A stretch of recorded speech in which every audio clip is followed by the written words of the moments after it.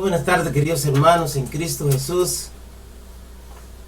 En el día de hoy, en nuestra hora de orientación cristiana, vamos a traer un tema que es promesa de Dios, promesa de Jesús, que va a venir en un evento llamado rapto, a la búsqueda de sus hijos, de su iglesia, de su pueblo, que a pesar de todas las adversidades que le tocó pasar, se mantuvieron firmes en la búsqueda del Señor.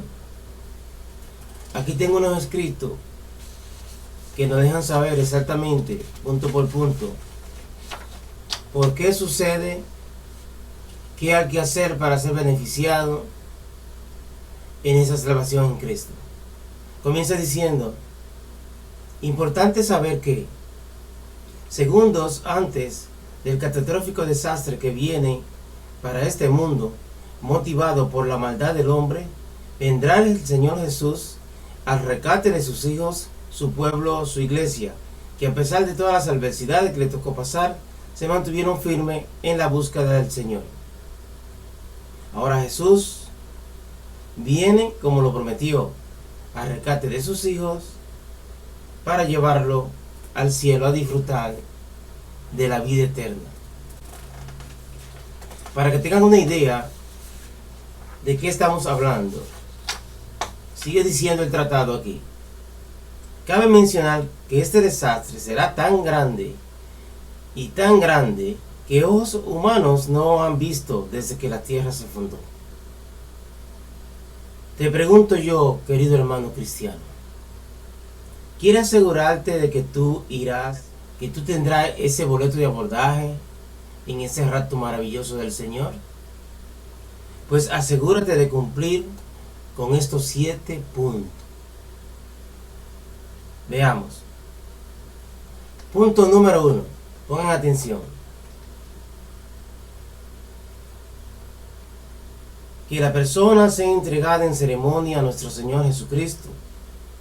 Por ejemplo, fulano de tal, ¿recibe usted a Jesús como su único Salvador? Y la persona conteste: sí, sí lo recibo. Punto número 2. Adoptar el perdón en todas sus fases.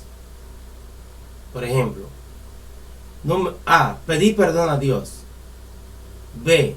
Pedir perdón al hermano. C. Perdonar al hermano. Y D. Perdonarte a ti mismo. Punto número 3.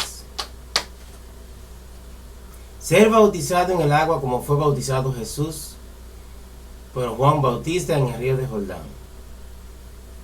Si leemos en Mateo 3:13, está enumerando, está diciendo qué pasó en el momento que Jesús fue bautizado. Como ustedes comprenderán, dice que cuando el pueblo estaba siendo bautizado por Juan, apareció Jesús, y que Jesús se dirigió frente a Juan y le dijo que le bautizara.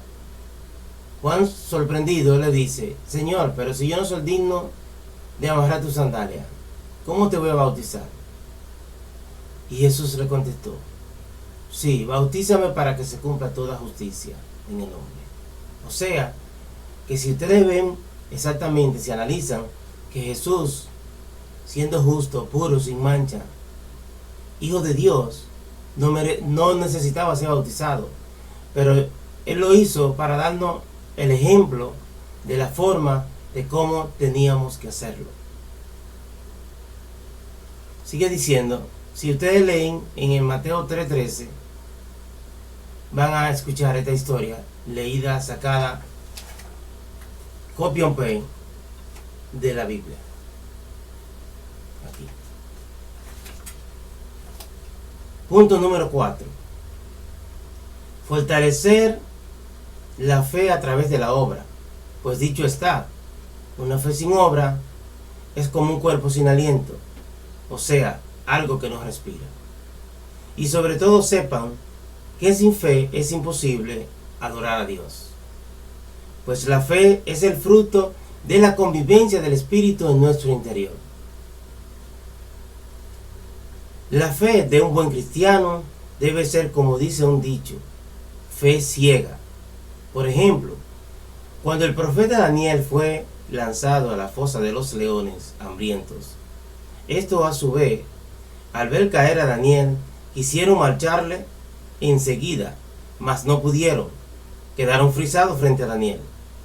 Pregunto yo a usted, ¿fue porque Daniel era protegido de Dios que los leones no pudieron devorarlo? Sí, él estaba protegido por Dios, claro que sí. Pero también visualice usted que en el momento que Daniel se ve en esta situación tan difícil, lo primero que hizo fue ponerse en comunicación con Dios a través de la oración y pedirle que le protegiera de esos voraces leones. Al pedir Daniel a Dios, lo hizo con fe ciega, o sea, creyéndole a Dios. Porque una cosa es creer en Dios y otra cosa es creerle a Dios. Cuando le creemos a Dios, eso se llama fe ciega. Tenga siempre presente, hermano, que cuando ore a Dios y pida algo, sea pequeño o grande, hágalo creyendo en Dios y creyéndole a Dios. Punto número 5.